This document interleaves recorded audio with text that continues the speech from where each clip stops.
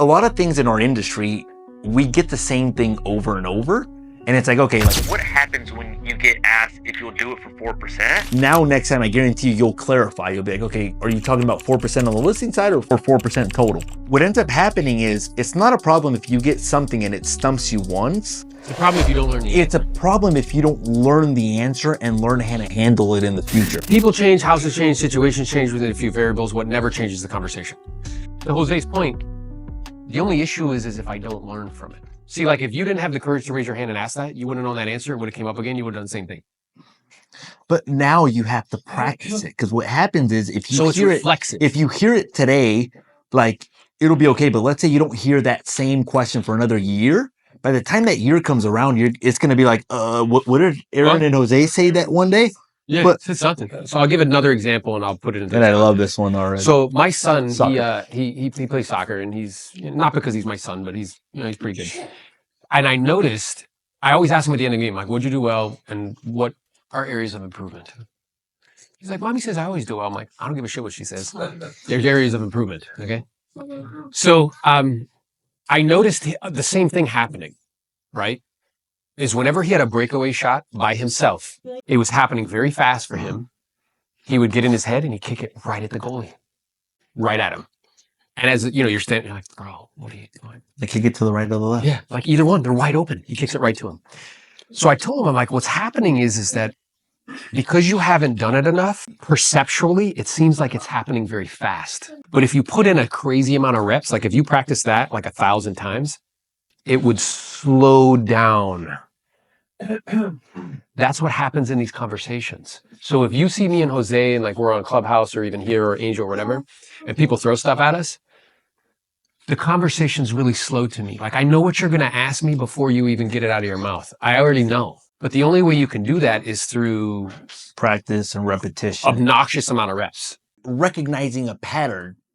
And then once you recognize that pattern, now I just have to be polite in most cases and just let them finish. Yeah, and think about it. Think about the patterns that we hear all the time. So what are patterns we hear all the time? I'm not ready to buy. What's another pattern? Market's going to crash. Market's going to crash. What other pattern you hear all the time? Interest rates are too high. My friend's a real estate agent. Bring me a buyer. Bring me a buyer. Guys, these are all patterns. It's the same thing. They're the same thing over and over again. And really, the derivative of them is really only three. Like we think they're like all of these things. It's only three. It's either time, money. You know what I'm saying? Like they all funnel into the same places. But they're just reoccurring patterns.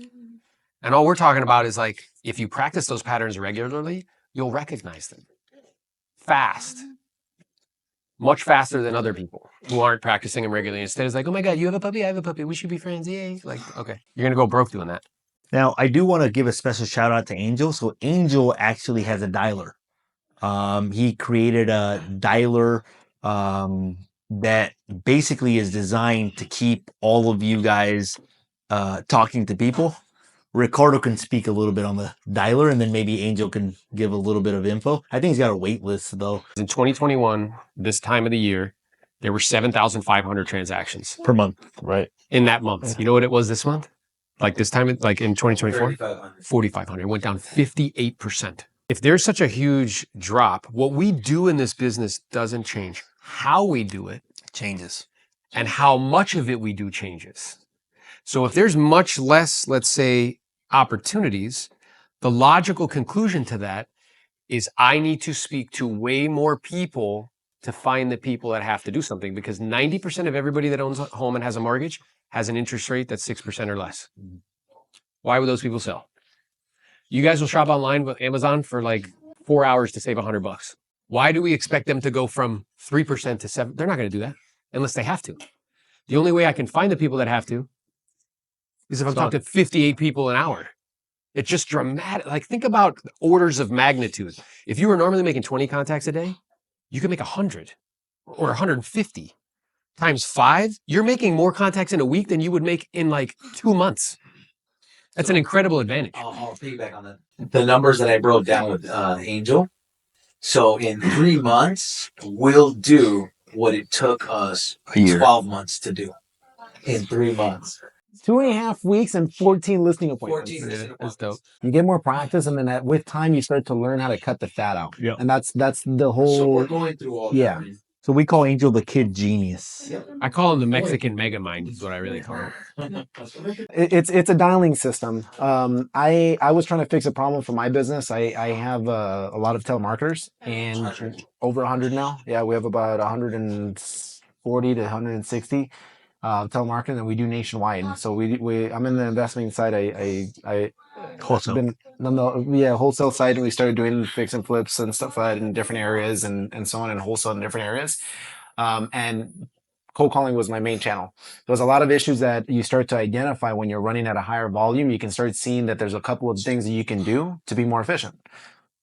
I started to implement these different things, and then when the market started to shift, I needed to find my 58% bump to be able to combat what was happening in the market. So I started digging in, and I hired some developers, and I started fixing the problems. And I basically built a solution not to sell it. I did it for my own business, right? So I'm an operator. And I have a couple of good friends that were all telling me that I needed to like get it out, Share. share it. And I'm like, nah, it was my dirty little secret. You can have a list of 1,000 people and you put that into Mojo, you'll get a hold of less people in that same list than you will with my dialer. The answering rates are much higher. That's one. Number two is that you're also able to dial on more lines. So in Mojo, you can go up to 3 lines. With my dialer, you can go up to 14 lines. Yeah. So different pace. And not only that, but you're also blending in the inbound phone calls. Inbound phone calls, just so you guys know, convert twice as much, and I've got all the data to back it up, than the outbound that you're doing. And Meaning when people call you back? when people call you back, yeah, they see, oh, I have a missed call. Why does that happen? Right? What's going on is when you're doing an outbound dial, you're interrupting their day, right? Like they're like, oh, they're in the grocery store, they're shopping, they're doing their thing, and they're getting a phone call that they're not ready to take right now. But when you get a call back, they are ready. They're ready to talk to somebody. They're actually available to talk. It doesn't mean that they're excited. Oh, you're a telemarketer.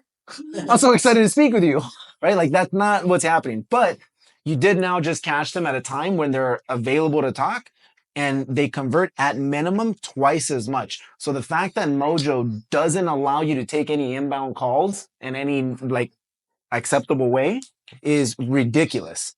So we blended that stuff in. Not only that, but we also allowed it to be in a team structure. So a lot of people have like 2 or 3 different people that they dial with. Well, you can benefit from all of you guys calling, let's say 14 lines or 10 lines at once or 7 lines at once. You don't control it. It's a smart dialer. It automatically increases and lowers it just to make sure you're not wasting your list. But it automatically does the dials for you guys.